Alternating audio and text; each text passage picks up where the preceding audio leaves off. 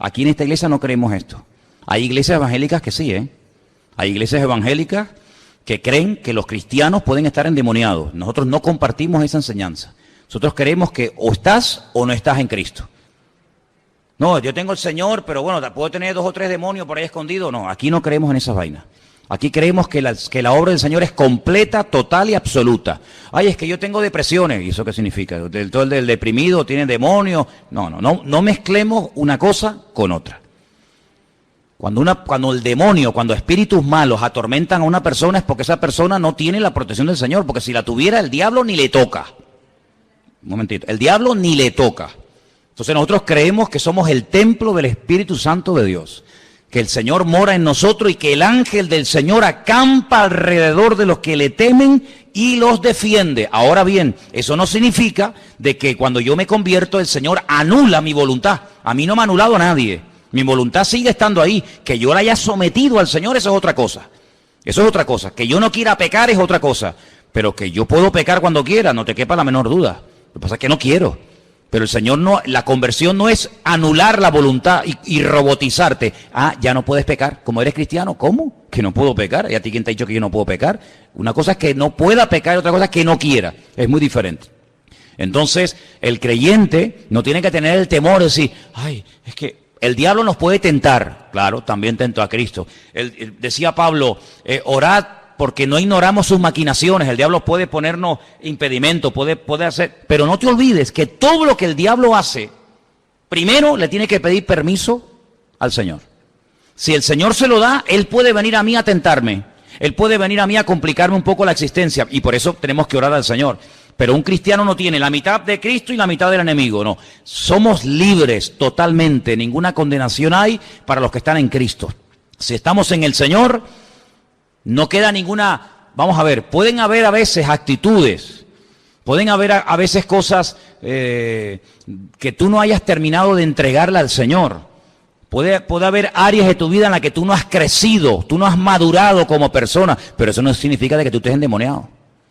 Esas son cosas muy diferentes. Ser endemoniado es que el diablo controla tu vida, tu salida, tu entrada, tus pensamientos, tus emociones, el levantarte, el acostarte, el comer, el respirar. El diablo controla, está ahí adentro. Pero si el Señor lo expulsó de nuestra vida, ahora somos libres, hemos pasado de muerte a vida, mientras nos mantengamos firmes y bien parados en el Señor, yo estoy protegido por la mano del Señor. No es que hay santeros y curanderos, a mí como si hay lo que quieran, no nos pueden tocar mientras estemos bien agarrados a Cristo. Baja la guardia y ponte a hacer el tonto para que veas cómo el enemigo te mete una sacudida que no te la vas a creer ni tú. Pero nosotros estamos seguros en el Señor. El enemigo no viene y, hermano, vamos a orar ahora para, como hay iglesias que tienen un culto a la semana, son 4 gatos, y todas las semanas oran para echar los demonios de la vida de esos creyentes. La semana siguiente, hermanos, pasen adelante para orar, para echarles, pero vamos a ver, ¿salieron o no salieron? Eso es una vida de temor, y el Señor no nos ha llamado a temor. El Señor nos ha llamado a tener el gozo de la salvación, y somos libres, hermanos, somos libres en Cristo. Yo no tengo que tener miedo. Oye, es que un día estoy desanimado. Bueno, ¿y qué? Ahora, ¿qué pasa? Que el diablo entró en mi vida. ¿Pero qué dice, mijo?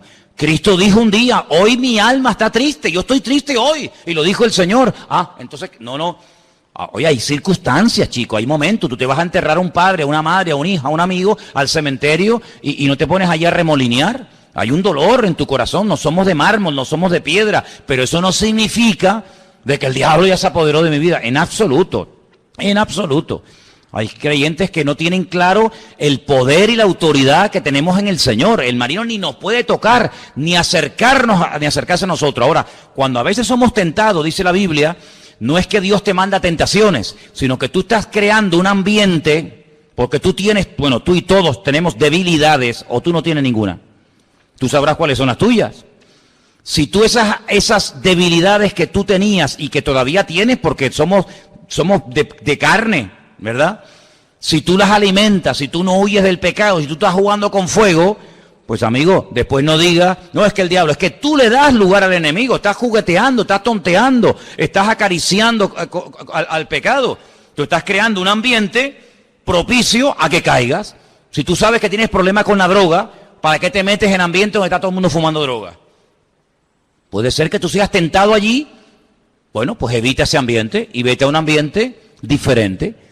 Entonces tenemos que ser sabios y darnos cuenta de que a veces nosotros le damos como ideas al enemigo, le damos lugar al enemigo, y la Biblia dice, no deis lugar al diablo, no le des lugar porque como le des lo va a coger, ¿me entiendes? Entonces tengamos cuidado con eso también, pero sobre todo tengamos la seguridad, la paz, la tranquilidad de que el Señor está conmigo y Él me protege y se acabó. Amén. ¿Quedó claro? Ok, muy bien. Vamos a ir al libro de Gálatas, por favor. Hoy en la clase de hebreo aprendimos los nombres de las características del fruto del Espíritu. Tengo una Biblia en hebreo y la palabra fruta o fruto es perí, y en plural es perot. Y me llama la atención de que está siempre el tema en singular. Siempre está en singular. El fruto, no los frutos, sino el fruto del Espíritu es. Estoy en Gálatas 5:22. Y ahora dice amor, gozo, paz, paciencia, benignidad, bondad, fe, mansedumbre, templanza. Contra tales cosas no hay ley. En medio de una lista terrible que ahora vamos a leer también, el apóstol Pablo hace un alto en el camino, abre un paréntesis, hermanos. Esto es lo que se tiene que manifestar en la vida de un hijo de Dios. Esto es lo que se tiene que notar en la medida en que vamos creciendo, en la medida en que vamos madurando. Esto es un fruto. Hermano, el fruto no crece de la noche a la mañana. Usted planta un árbol hoy y mañana no puede estar disfrutando del fruto. Tiene que esperar, tiene que abonar, tiene que estar años a veces esperando a que llegue el fruto. Y en la vida del cristiano exactamente igual. La salvación es así, instantánea. Usted no se va salvando poco a poco. Entonces dice, bueno, ¿usted quiere aceptar al Señor? Sí, bueno, vamos a hacer una oración, vamos a orar por usted, guiarlo en una sencilla oración de arrepentimiento, pero mañana tiene que venir, porque usted se salvó un poquito, mañana vamos a salvarle otro trocito, y pasado, no, usted se salva sí o sí. El Señor no le dijo al ladrón en la cruz, bueno, no sé qué hacer contigo, porque no, hoy estarás conmigo en el paraíso. La conversión es instantánea e inmediata. ¿Cuántos dicen amén? Usted pide perdón de sus pecados al Señor. Supongamos que usted le pide perdón al Señor por 3 pecados. ¿Cuánto les perdona si usted pide perdón al Señor? Los 3. Ya está, no hay ni más ni menos. Pero el fruto no es instantáneo. El fruto es progresivo. En la medida en que usted vaya creciendo, acercándose al Señor. Pero vamos a leer a partir del versículo 16 para que usted vea qué interesante la diferencia entre lo que la Biblia llama la carne y el fruto del Espíritu. Verso 16 dice, digo pues, andad en el Espíritu y no satisfagáis los deseos de la carne. Ahora, hermano, ninguna carta del Nuevo Testamento fue escrita en conversos. Todas las cartas que el apóstol Pablo, que Juan, que Santiago, que Pedro escribió, fueron escritas a gente, digamos, convertida, cristiana. Gente que ya había nacido de nuevo, que había experimentado un encuentro con Cristo. A esos creyentes, a una iglesia que estaba en Galacia, Pablo le dice, hermanos, andad en el Espíritu y no satisfagáis los deseos de la carne. ¿Te das cuenta? Usted puede ser cristiano, pero usted si quiere puede darle de comer a la carne. Usted puede llamarse cristiano, venir a la iglesia, orar, leer la Biblia, estudiar la palabra, pero por otra parte, usted puede estar, como decimos, engodando al enemigo, dándole carne o dándole alimento a la carne, y por eso se produce muchas veces en la vida de muchos creyentes como algo, un desequilibrio. Por una parte parece muy espiritual, que ama mucho al Señor, pero por otra parte parece un demonio. Por una parte lo ves alabando al Señor y a los 10 minutos lo ves pegándole una trompada al que está en la esquina y gritándole al vecino. Y dice, pero ¿cómo puede ser esto? ¿Cómo puede ser esto? Estas cosas raras. Ahora, no te sorprendas, porque esto no es nada nuevo. El apóstol Pablo, cuando le escribe a los hermanos de la iglesia de Corinto, hago un paréntesis, les dice a los hermanos, como que les reconoce, les felicita en el capítulo 1, dice, nada os falta en cuanto a los dones del Espíritu, pero en el capítulo 3 los llama niños, los llama carnales, os di a beber leche y no vianda porque aún no sois maduros, no sois capaces todavía, porque oigo, y dice, y en parte me lo creo, que entre vosotros hay celos, hay envidias, hay divisiones, hay favoritismo, yo soy de fulanito, yo soy de menganito, dice, y si os comportáis así, dice, no sois carnales y andáis como niños. Es decir, no cuestiona los dones, lo que cuestiona es la conducta. No cuestiona el don, cuestiona el instrumento que está siendo utilizado en el don, ¿verdad? Es como el martillo, oiga, el martillo está bien, no hay ningún problema en el martillo, en el destornillador, en el serrucho, en la máquina, no hay ningún problema. El problema está en ti. El problema está en ti. Hoy veíamos en televisión unas imágenes de unas personas que se han dedicado a ir por la calle con martillos. Y la gente va caminando y de repente van y le dan con el martillo. Bueno, te voy a decir una cosa, detrás del martillo hay una persona. El problema no está en el martillo, porque con ese martillo usted puede clavar un clavo en la pared y ponerle un cuadro. El problema está en la mala utilización de ese instrumento, de ese martillo. Entonces muchas veces vemos a personas que tú dices, oye, el Señor lo usa por un lado, pero por otro lado es un envidioso, es un celoso, es no sé qué, no sé cuál. ¿Cómo puede ser eso? Entonces, ¿qué ocurre? Hay gente que se cierra en banda y dice, yo no quiero saber nada de eso. No, cuidado. No menosprecie el don, no cuestione el mover del Señor por el mal ejemplo o por el mal testimonio que ha dado una persona. De hecho, yo no sé si aquí hay algún caso, no lo sé sinceramente, pero yo he conocido casos de personas que me han dicho, no, yo vine a la iglesia porque un hermano o una hermana me habló del Señor y yo vine a la iglesia porque ella me invitó o él me invitó y le dije, ¿y ese dónde está ahora? Y dice, no, él, ya, esa persona está en la droga otra vez, ese hermano está otra vez alcoholizado o no sé qué, y tú dices, qué cosa, ¿Cómo en un momento determinado esa persona se dejó usar por el Señor? Y por lo que sea, después se dejó usar por el diablo. Y usted dice, ¿pero esto puede ser así? Bueno, mire Pedro, mire el apóstol Pedro. Había un hombre más cerca de la vida del Señor que Pedro. Fue una de las personas que más cerca vivió del Señor. Y cuando el Señor llega a una ciudad al norte de Israel, que en la actualidad se llama Banias, pero que en aquellos tiempos se llamaba Cesarea de Filipo, él allí lanza una pregunta y le dice a los discípulos, oye, ¿qué opina la gente de mí? ¿Qué está diciendo la gente por ahí? Y le dan todo tipo de opiniones y al final, después de oírles, les dice, ¿y yo para ustedes quién soy? Y todos se quedan callados. No se atreven porque parece que como que todavía tienen dudas, ¿será, no será? ¿Me habré equivocado? ¿Será el verdadero? Y Pedro dice, tú para mí eres el Hijo del Dios viviente. Tú eres el Mesías, tú eres el que tenías que venir. ¿Y el Señor qué hace? Bienaventurado eres Simón, hijo de Jonás, porque esto que has dicho no te lo reveló carne ni sangre, sino mi Padre que está en los cielos. Es decir, lo felicita públicamente. Amén, hermanos. Muy bien, la respuesta es la correcta, la exacta.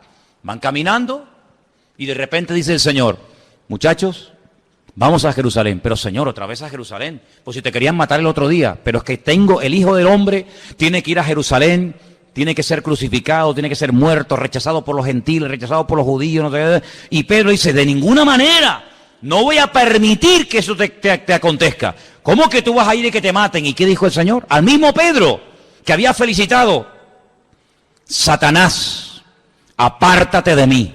¿No fue un poco duro el Señor? ¿Ustedes creen que fue duro el Señor? Yo creo que no. El Señor no es duro con nadie. El Señor es como tiene que ser con la gente. Cuando lo tiene que felicitar, lo felicita. Y cuando tiene que reprenderlo, lo reprende. El Señor no se equivocó. No se pasó en halagos, ni se pasó en exhortación, sino que dijo lo que tenía que decirle. Aquí lo hiciste bien, aquí lo hiciste mal. Aquí te dejaste usar por mi Padre, aquí te dejaste usar por el diablo. La misma persona, en un periodo muy corto de tiempo, usado por Dios y usado por el enemigo. Es increíble.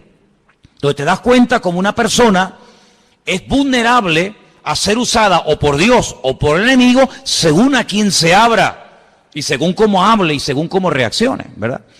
Entonces vemos que los hermanos de la iglesia de Corinto no habían crecido espiritualmente hablando, eran utilizados en dones. Y bueno, el otro día di una lista, ¿no?, de los dones que hay en la Biblia, que son tremendos, ¿no?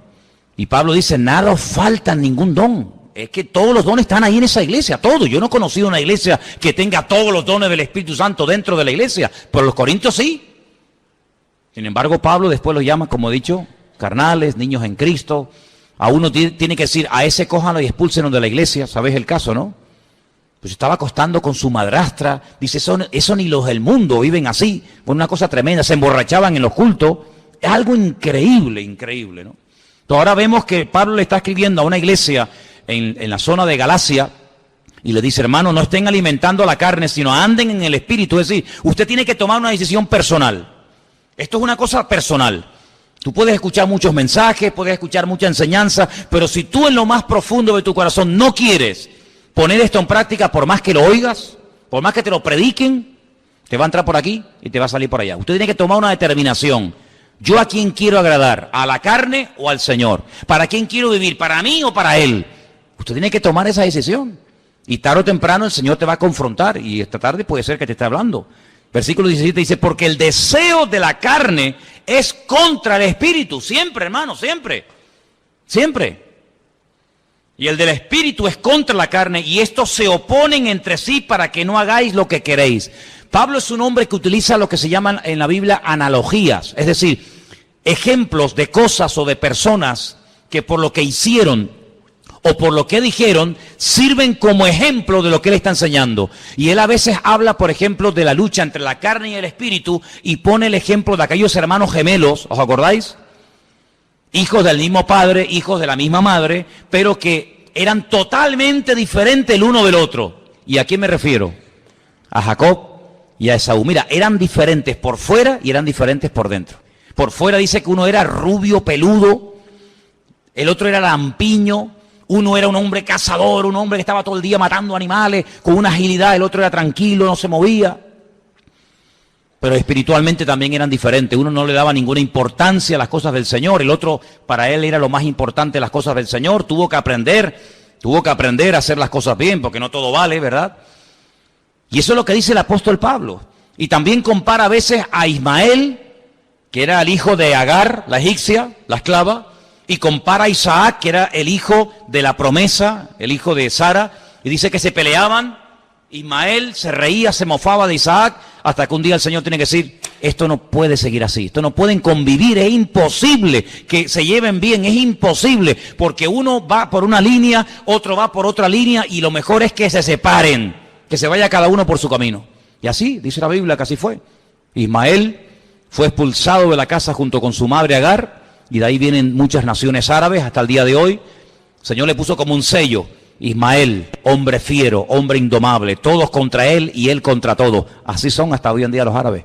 Están contra todo el mundo, contra los infieles, pero también todos están contra ellos. Es una cosa increíble. Sin embargo, la línea de Isaac es completamente diferente. Entonces Pablo dice, hermano, hay una lucha interior que se llama la lucha entre la carne y el espíritu, entre el ego del hombre y lo que el Señor quiere hacer en tu vida. Y tú tienes que tomar una determinación. Porque dice aquí en el versículo 18, si sois guiados por el Espíritu, ya no estáis bajo la ley. Porque la ley te guiaba a través de la letra, pero el Espíritu te dicta a través de la comunión con Dios. Y ahora menciona manifestaciones de la carne que son tremendas. Y dice, son adulterio, fornicación, inmundicia, lascivia, idolatría, hechicerías, enemistades, pleitos, celos, iras, contiendas, disensiones, herejías, envidias, homicidios, borracheras, orgías y cosas semejantes a estas, acerca de las cuales os amonesto, como ya os lo he dicho antes, que los que practican tales cosas no heredarán el reino de Dios. Fíjate que menciona celos, menciona borracheras, menciona disensiones, lo que pasaba en Corinto. Es decir, que cuando en Corinto se peleaban los hermanos, cuando en Corinto había mal testimonio, ¿qué es lo que estaba pasando? Le estaban dando lugar a la carne. Y en tu vida mismo, tú en tu vida, si eres sincero contigo misma, ¿cuántas veces el Señor te ha usado? Un montón de veces, ¿sí o no? Hablándole a una persona, orando por alguien, dándole un buen consejo, dándole ánimo. ¿Cuántas veces el Señor te habrá usado y a veces ni te has dado cuenta, muchacha? Pero ¿cuántas veces, sin darte cuenta, vamos a decirlo así, te habrá podido utilizar el enemigo? ¿O no? No, a mí no. A ti no. Ya. Tú eres doña, tú eres don. Podemos ser utilizados por el Señor cuantas veces queramos y a veces de formas maravillosas, pero también a veces podemos ser utilizados por el enemigo. Otra forma de hablar, otra forma de comportarnos, quejándonos, lamentándonos, criticando, ¿verdad? despotricando contra el Señor, contra el mundo, creyendo que el Señor nos tiene olvidados, que no nos atiende, que no nos trata como merecemos, que no responde a nuestras oraciones, que se lo he pedido 50 veces y parece que pasa de mí, no me hace ni caso. Y esas actitudes las podemos cultivar y al final le está dando lugar ¿a qué? A la carne. Y dice que los que piensan en las cosas de la carne, pues eso produce muerte. Pero los que piensan en las cosas del Espíritu, eso trae vida, eso trae restauración a nuestra vida. Entonces lo que se tiene que notar en nuestra vida es que la carne va muriendo, pero que el Espíritu, el fruto del Espíritu se va manifestando. Y yo te pregunto esta tarde, y todos deberíamos de preguntarnos, ¿estas 9 características del fruto del Espíritu se notan en tu vida? Claro, esto es una cosa curiosa porque ponía el ejemplo esta tarde en la clase de que, imagínate, tú coges una mandarina y hay muchos, ¿cómo se llama? Gajitos de esto, ¿no? Imagínate que tuviera 9, abres una mandarina y hay 9 gajitos, y pruebas uno y uno sabe a la mandarina, otro sabe a pera, otro sabe a melón, otro sabe a uva, otro sabe a sandía. ¿Cómo puede ser que un fruto sepa de 9 formas diferentes? Esa es la forma como el Señor obra en tu vida. Pero lo que está bien claro es que estas características se tienen que notar en nosotros. Cada vez tenemos que tener más paciencia. Y sabes, veíamos hoy en la clase de Hebreo cómo se llaman a estas características. Y cuando llegamos a la palabra paciencia, una de las expresiones que usa es Orej Ruach. Orej es oreja, oído. Ruach es espíritu. Es decir, que relaciona la paciencia, fíjate qué cosa tan curiosa, como en hebreo a la paciencia se la relaciona con el espíritu. Como el que oye al espíritu, sería una traducción más o menos literal, ¿no? Ruach o Orej Ruach, el que oye al espíritu, eso lo llaman paciencia en la Biblia. Es decir, que no se puede tener paciencia aunque uno quiera tenerla, ni se puede tener amor aunque uno quiera tenerlo, ni se puede tener misericordia, ni se puede tener bondad, ni se puede tener fe, sino que es algo que el Señor hace en nuestra vida cuando verdaderamente nos rendimos a Él. Si no, yo voy a tener paciencia, voy a proponerme tener paciencia, y es cuando menos paciencia tiene uno. Porque esto no es algo que yo puedo producir. Usted puede producir paciencia. A ver, dime cómo. ¿Cómo viene la paciencia? ¿Dónde se compra eso? ¿No dice que viene por las pruebas? Luego, si quieres tener mucha paciencia, ni se te ocurra pedirla.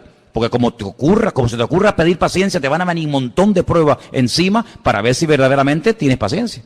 Entonces, mejor no pidas eso, deja que venga sola. ¿Cuánta fe podemos tener, aunque nos propongamos tener fe? Hermano, esto es aprender a depender del Señor. Y es una de las cosas que la gente no quiere, porque la gente siempre que tiene por delante, no, yo puedo, y yo tal, y yo no sé qué. Entonces, cuando tú les oyes hablar, dice, ¿yo qué, mijo? ¿Saben por qué hay poca gente que se convierte? ¿Saben por qué hay mucha gente que, bueno, te pueden respetar, están de acuerdo contigo? Pero convertirse, ¿saben lo que significa? Rendirse. Decir, yo estoy equivocado, no es con mi fuerza de voluntad, no es con mi experiencia en la vida, no es con mis títulos colgados en la pared, sino que yo muero para que verdaderamente Cristo pueda desarrollar su vida a través de mi vida. ¿Y quién quiere morir? Nadie. Nadie quiere morir. Cuanto más años pasan, por eso qué bonito cuando un joven se convierte. Porque es mucho más difícil que una persona con muchos años a veces reconozca que muchas de las cosas que ha hecho en la vida no le han servido para nada. ¿Y esto qué es? Un palo a tu ego como hombre, un palo a tu ego como persona. Es decir, ¿cómo? ¿Que no ha servido nada a mis misas y mis sacrificios? Pues no, eso es lo que la Biblia llama obras muertas. Cuando uno está empezando en la vida está como más tiernito, ¿no? Es más moldeable, pero cuando uno ya tiene unos años y has padecido, y has ido por aquí, y has ido por allá, uno como que llega un momento que se crea como una especie de caparazón, donde tú llegas a tener una cierta confianza en tu experiencia, en tus decisiones, etcétera, etcétera, y la conversión que es un golpe en la línea de flotación, es decir, ríndete, mijo, separado de mí, nada podéis hacer. ¿Cuántos dicen amén? Incluso te digo más, y voy un paso más. Es mucho más fácil trabajar con un creyente recién convertido que con un creyente que lleva un montón de años convertido al Señor. Dice, ¿pero cómo puede ser eso? Claro, porque el que empieza todo es nuevo, todo es novedad, todo es bonito. Ay, sí, no me diga. El que lleva años, todo... Bueno, ya será menos. ¿No? Sin embargo, cuando nos convertimos, todo era novedad, todo era hermoso, todo era nuevo, pero cuanto más años pasan en el Señor, parece como que ya todo lo sabemos. Parece como que hemos llegado a un cierto nivel y el Señor cada día nos quiere enseñar que si no dependemos de Él, es imposible que podamos crecer en los caminos del Señor. Ahora, tú imagínate cuando el Señor le dice a los discípulos, mire, si ustedes no se hacen como niños, hacerme como niño, ¿sí? Volver a ese nivel de inocencia, volver a ese nivel en el que el papá le dice, después te lo doy, y el niño le cree. Ahora, te voy a decir una cosa, como le digas al niño que después se lo das, como no se lo des, te digo una cosa, a las mujeres y a los niños, como le hagas una promesa, no la olvidan en la vida. Los que no están casados no saben de lo que estoy hablando. Pero como tú le digas a tu mujer, no, yo mañana te llevo, yo mañana, seguro, sí, no te preocupes, yo mañana te llevo. Tú mañana no te acuerdas, te dice, tú me dijiste que me llevaba, bueno, pero te lo dije para que te callara, ¿no? Como le digas eso, entonces ya no cenas, amigo. ¿Me entiendes? Y como tú le digas a un niño, no, yo después te lo compro, yo después te llevo, yo después te lo doy, como no cumpla, te digo una cosa, es un daño tremendo porque pierden la credibilidad en la promesa de su padre o de su madre. Pero dice la palabra de Dios que tenemos que hacernos como niños, llegar a un momento de decir, si mi Dios me dijo que Él me va a ayudar, ya está, ¿por qué? Porque mi papá, mi Dios me dijo que Él me va a ayudar y me sobran no hace falta darle explicaciones filosóficas y no hace falta decirle no, sino que tú le dijiste que después se lo das y el niño se lo cree. Así deberíamos de hacer nosotros, amén, hermanos. Tener esa inocencia de decir, Señor, si tú me has prometido sacarme de los problemas, si tú has prometido estar conmigo todos los días hasta el fin del mundo, yo te creo. Yo te creo, aunque no lo sienta, aunque no lo vea, aunque no sé qué, me da igual, mi Señor me ha dicho que así va a ser y así lo creo. Gloria a Dios, ni más ni menos. Pero sigo leyendo, dice verso 24, pero los que son de Cristo han crucificado la carne con sus pasiones y con sus deseos. A la carne hay que crucificarla, no reprenderla. Siente que voy a reprender la ira, voy a reprender la impaciencia. No, eso no se reprende, lo que hay que reprender son los demonios, hablábamos antes de ellos. Lo que hay que hacer es crucificar la carne. Si vivimos por el Espíritu, andemos también por el Espíritu.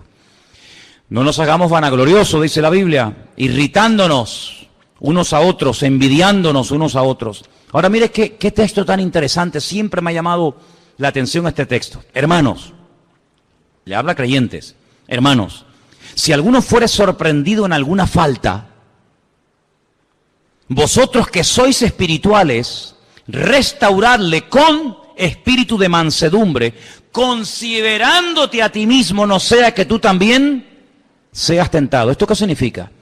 Mira, hermano, es muy fácil dar consejos a los demás. Es muy fácil, hay gente que tiene una habilidad y un don para darle consejos y decirle a los demás lo que tienen que hacer y lo que no tienen que hacer, pero luego a ellos no se dan nunca ningún consejo. ¿Se acuerdan cuando yo les dije una vez que me encontré con un señor que aquí por Tomecano me dio un estudio en 10 minutos de cómo tenían que ser los pastores? No, porque los pastores tienen que ser no sé qué, porque un pastor no puede no sé qué, porque un pastor tiene que no sé qué, y yo así. Cuando terminó el estudio bíblico, le dije, oye, ¿cómo sabes tú de la Biblia, Le inflé el ego, ¿no? Él se lo creyó, dice, sí, ¿no? Digo, qué lástima que sepas cómo tenemos que vivir los pastores y no sepas cómo tienen que vivir las ovejas. Porque si tú supieras cómo tienen que vivir las ovejas, serías un cristiano maravilloso. Dios media muerte se fue y nunca más lo volvió a ver. Claro, es que es fácil decir, no, eso no se hace. Es que tú tienes que comportarte y tú tienes que no sé qué. ¿Sabe lo que nos dice el Señor a los padres, a nosotros que somos padres? No exasperéis a vuestros hijos. Porque a veces hay padres que más que corregir y más que exhortar, lo que hacen es que exasperan. Sacan de sus casillas a los hijos. Se creen que porque ser padre ya, y pinchan y pinchan.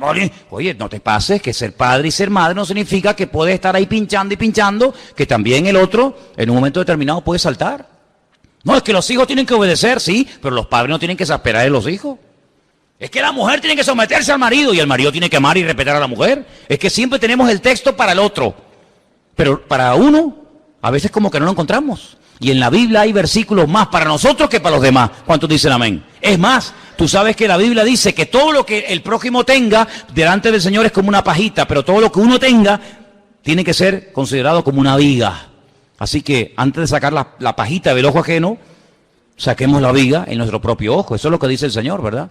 Y aquí dice, si tú sorprendes, si tú sabes que hay un hermano que anda desordenadamente, que lleva una doble vida, que está en pecado, en desorden, en fin, llámalo como quieras, si tú te acercas para restaurarlo, ten cuidadito con qué espíritu, con qué actitud lo vas a restaurar, no sea que después su problema, su pecado, te salpique a ti, que es muchas veces lo que ha pasado. Ha habido gente que ha ido a hablarle a los drogadictos y al final ellos cayeron en la droga. Ha habido gente que ha ido a hablarle a una persona que ponga en orden su vida y luego el que ha destrozado su vida es aquel que fue a darle consejo al que estaba en desorden. Por lo tanto, no te metas en camisas de 11 varas. Si eres oveja, yo que he dicho muchas veces, vive como oveja. Eres una chica soltera, no te comportes ni des imagen de mujer casada. Eres mujer casada, no des imagen de chica soltera. Eres un hombre casado, compórtate como un hombre casado. No des impresión de que eres soltero y si eres soltero, no des impresión de que estás viviendo como hombre casado. Es decir, compórtate como lo que eres, ni más ni menos. El león se tiene que comportar como gato, no como león. Y la gallina como gallina, y el perro como perro, y el gato como gato. Y cada especie se reproduce según su especie. Y tú tienes que preguntarte delante del Señor, ¿qué soy hoy yo delante del Señor? Estoy comenzando a dar los primeros pasos. Dice, pues no te hagas maestro, no seas que recibas mayor condenación. Por eso es importante respetar las etapas, no saltarnos etapas, decir, bueno, yo estoy ahora en un tiempo de aprendizaje, en un tiempo de restauración, en un tiempo de aprender para el día de mañana, cuando Dios lo permita, yo daré. Pero si es el tiempo de dar, no estés esperando recibir. Por lo tanto, es importante que cuando tú, entre comillas, quieras ayudar a otra persona, piensa bien dónde te vas a meter, porque la Biblia nos habla de la transmisión del Espíritu. Y quiero compartir brevemente esto. Lo comentábamos ayer en la clase de homilética, que creo que comenzamos, ayer, sí, fue ayer.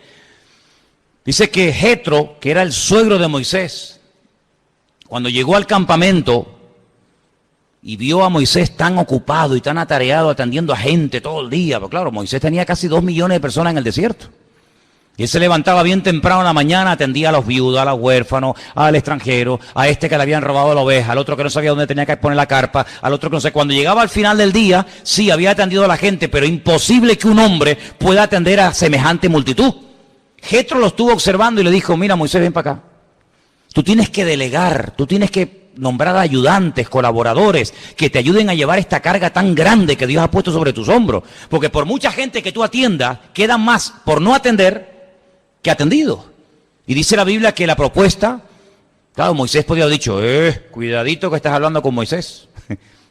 Pero él fue humilde, él aceptó el consejo y dice que él nombró a 70 ancianos, 70 colaboradores, fueron al tabernáculo de reunión, allí se presentaron delante del Señor y literalmente la Biblia dice, y Dios tomó del espíritu de Moisés y se lo transmitió a los que iban a estar con él llevando la carga del pueblo. Es decir que estas 70 personas que iban a colaborar con Moisés no iban a hacerle la guerra, no iban a competir con él, yo predico mejor, tú predicas mejor, no, sino que iban a colaborar y a trabajar todos al unísono, con un mismo sentir y en una misma línea y con una misma meta y visión. Amén, hermanos. Porque el espíritu se transmite, hermano. Cuando tú tienes un hijo, tú le has transmitido tu genética a esa criatura. Ay, es que camina igual que el padre. Oye, es que fíjate tú de lo chiquitito que es y tiene el genio de la madre o del abuelo. Es que se transmite todo eso, ¿no? O sea, fíjate, camina igual que el padre cuando era chico. ¡Qué barbaridad! Con lo chiquitito que es que todo eso se pasa. Pero espiritualmente hablando, nos parecemos a alguien. Espiritualmente hablando, nos podemos parecer al que nos ministra, al que nos ayuda, y podemos transmitir lo bueno y lo malo. Fíjate lo que te digo. Ahora pueden entender ustedes por qué el apóstol Pablo en otra carta le escribe a un pastor y le dice, no estés poniendo con ligereza las manos sobre nadie. Porque eso de imponer las manos era algo muy sagrado, era algo para casos muy concretos, no era para ir por ahí todo el mundo imponiendo la mano. No impongas con ligereza las manos sobre nadie, ¿verdad? Y tenemos que tener en cuenta de que cuando los discípulos fueron delante del Señor a prepararle el camino, el Señor dijo una palabra interesantísima que a mí siempre me ha impactado. Y la palabra fue esta, dice, cuando ustedes vayan a una ciudad, a una casa, a una aldea, si les reciben, si les dan hospedaje, si les dan comida, si los atienden, dice, escucha, vuestra vuestra paz reposará sobre esa casa. Si no, vuestra paz se volverá a vosotros. Es decir, el Señor no dice mi paz, sino dice vuestra paz. Por estar con el Señor, ya ellos comenzaron a parecerse al Señor. Ya ellos hablaban como el Señor. De hecho, cuando Pedro dijo, no, yo no le conozco, yo no sé quién es, la criada dijo, tú eres de ellos porque tú hablas. Le dijo, ¿se acuerdan? Tú hablas como ese hombre. Por más que quieras negarlo, tú hablas como ese hombre. Se te pegó el acento, se te pegó su forma de hablar, su forma de comportarte. Por lo tanto, eso es lo que se tiene que manifestar en nuestra vida. El fruto del Espíritu, ¿qué es? Es reflejar las características de nuestro Dios, pero cuando estás pegado a Él, terminas hablando como Él, pensando como Él, sintiendo como Él, viviendo como Él. Cuando no se manifiestan las características del Espíritu, es que no te pegas tiempo con Él. Se manifiesta que, pues, tu carácter, tu personalidad, tu genio, tu bravura, tu impaciencia, tu no sé qué. Pero cuando tú estás cerca del Señor, el Señor como que calma la fiera, ¿no? ¿Sí o no? Como que calma la fiera y se nota que estás empapándote del Señor. Cuando no te empapas del Señor, ay amigo, me acuerdo que mi madre cuando yo me enfadaba me decía siempre, ya le salió el Sierra. Decirle salió el Sierra significaba lo más negativo que te puedas imaginar, ¿verdad? Entonces, hermanos, nos tenemos que llegar a parecer al Señor. Usted dice, pero es que nos falta mucho. Es verdad, hermanos, nos falta mucho. Nos falta todavía mucha paciencia, ¿sí o no? Mi madre, ¿cuánta paciencia nos falta? A veces estamos en un semáforo que tarda. ¿Cuánto puede tardar un semáforo de cambiar de rojo a verde? ¿Cuánto puede tardar? ¿Un minuto? Póngale 3 minutos. ¿Qué son 3 minutos? Sí, vale, venga, pongamos 5. Yo sé que hay algunos semáforos que yo los quitaría. Yo personalmente iría con una Nacha y los quitaría. Pero tú dices, bueno, ¿qué son 3 minutos? ¿Qué son para nosotros en el tráfico 3 minutos? Una locura. Llegas al banco, llegas al Mercadona, llegas a una tienda, llegas a un sitio y hay cola. ¿Cuántos hay detrás? Tú cuentas, ¿no? Yo cuando llego a una cola digo, ¿estos dos estarán juntos? Si no, pues tú lo ves hablando y dices, estos son dos. Es uno, aunque están dos. 1, 2, 3, 4, 6 personas, mima. Y ya es como decir, mi madre, ya me condenaron a San Quintín, a la cárcel de Alcatraz 20 años, ¿no? Porque tienes que esperar 6 turnos. Eso es una cosa terrible, ¿no? ¿Cuántas veces, hermanos, nos impacientamos por cosas que antaño se tardaban años en conseguir? ¿Cuánto se tardaba en ir a América hace años, en barcos de vela? A ver si llegamos. Sin embargo, hoy en día todo lo queremos rápido, todo lo queremos deprisa. Nos hace falta paciencia. Nos hace falta muchas veces manifestar esa mansedumbre, esa benignidad, ese gozo en la adversidad, claro. Pero gracias al Señor, y lo podemos decir para la gloria del Señor, por supuesto, que hoy estamos mejor que ayer. Mañana será otro día, pero hoy podemos decir, hasta aquí el Señor me ha ayudado. Por eso yo les quiero animar esta tarde a todos ustedes que no vivan en condenación, hermano. Que no vivan bajo ese espíritu de condenación, sino que te regocijes porque puedas decir, Señor, yo hasta aquí he llegado. Sí, es que tú fuiste y tú hiciste y te fuiste y viniste y te enfriaste y no sé qué. Bueno, ok, ya está, pero eso es pasado, mijo. La realidad es que yo estoy hoy aquí alabando a mi Señor, amo al Señor, hoy he estado alabando al Señor, escuchando su palabra y puedo decir que hoy estoy en el lugar correcto, en el momento correcto por la misericordia y por la gracia del Señor. ¿Cuántos dicen amén? Que nos falta mucho. Hombre, ¿y a quién no, hermano? Claro que nos falta mucho. Mira, quiero recordarte que después de la resurrección, no durante los tiempos de ministerio, sino después de la resurrección, dice que todavía dudaban algunos de él.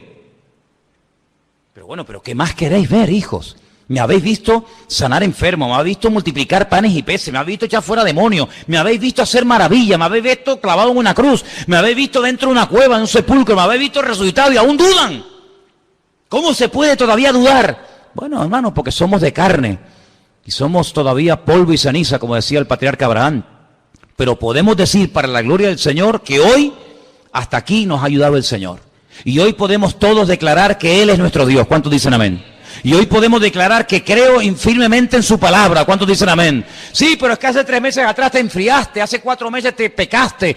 Sí, pero ya está. No vivo bajo condenación, vivo en la libertad gloriosa de los hijos de Dios. ¿Cuántos dicen amén? ¿Y saben qué? Y mañana estaré mejor, porque si hasta aquí me ayudó el Señor, el que no cambia, que es el mismo ayer, hoy y por los siglos, quiere decir que si hasta aquí me ayudó el Señor, mañana también me ayudará el Señor. ¿Cuántos dicen amén? Den un aplauso a alguien esta noche. Bendito sea Dios. Dios está conmigo. Su victoria es mi victoria. Y Él no me abandona. Aleluya. Gloria a Dios. Ahora, leí hace algún tiempo un libro que decía, ¿tú quieres saber cómo tú realmente eres? Dice, hasta que no te cases no lo vas a saber. Y es verdad, amigo. Porque Dios pondrá a nuestro lado a una persona que nos hará recordar a veces lo que a veces no vemos o no queremos ver, pero no te enfades con él, no te enfades con ella, porque eso también lo permite el Señor. Los padres que Dios te ha dado son los que tú necesitabas y necesitas para poder crecer y llegar algún día a un nivel óptimo en el Señor.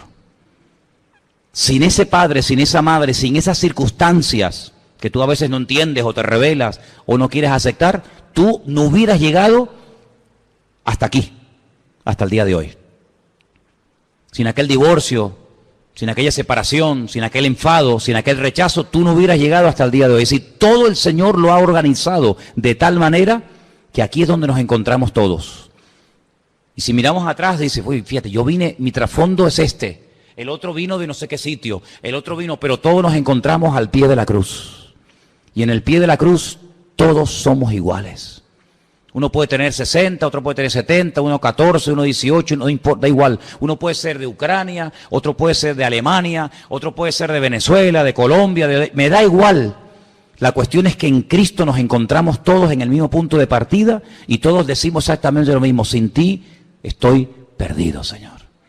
Y todo lo que el Señor ha hecho en mi vida hasta el día de hoy ha sido bueno. Y no hay injusticias porque en Él no existe injusticia. Así que dale gracias al Señor por todo. Algunos dicen por lo bueno y por lo malo. Yo no creo que eso de bueno y malo, porque yo creo que si Dios controla todo y Él lo hace todo, ¿cómo que bueno y malo? Todo ha sido bueno para mi vida, porque los que aman a Dios, todas las cosas nos ayudan a bien. ¿Cuántos dicen amén? Le decía el otro día a Anderson cuando compartía la palabra, ¿tú leíste ese libro El Jardín de la Fe? ¿Has leído el libro El Jardín de la Gratitud? Y creo que me dijiste que los tienes pero no los has leído. Bueno, eso es muy bonito, ¿no? Tener la librería llena de libros, no leerlos, eso es precioso, ¿no? Pero yo sí los he leído, ¿sabes? Y creo que les conté una vez una anécdota que a mí me impactó, porque el libro es un libro que es una inspiración constante a la fe y a la gratitud. Y ya, yo sé que conté esta anécdota, pero te la quiero recordar. Durante muchos años un hombre ganó mucho dinero con su negocio. Le iba bien. Nadie le hacía la competencia, nadie le hacía la contra. Tenía un producto, una serie de mercancías que nadie las tenía a su alrededor y todo el mundo tenía que venir allá a esa tienda a comprar ese producto. Y claro, imagínate, vivía de maravilla. De la noche a la mañana, una persona justo enfrente de su negocio le montó un negocio igual que el de él y hasta con mejores precios y casi con la misma mercancía. Y este se quería morir. Dice, pero Dios mío, ¿cómo puede ser esto? Yo que he estado tantos años en este barrio y nadie me ha hecho la competencia y justo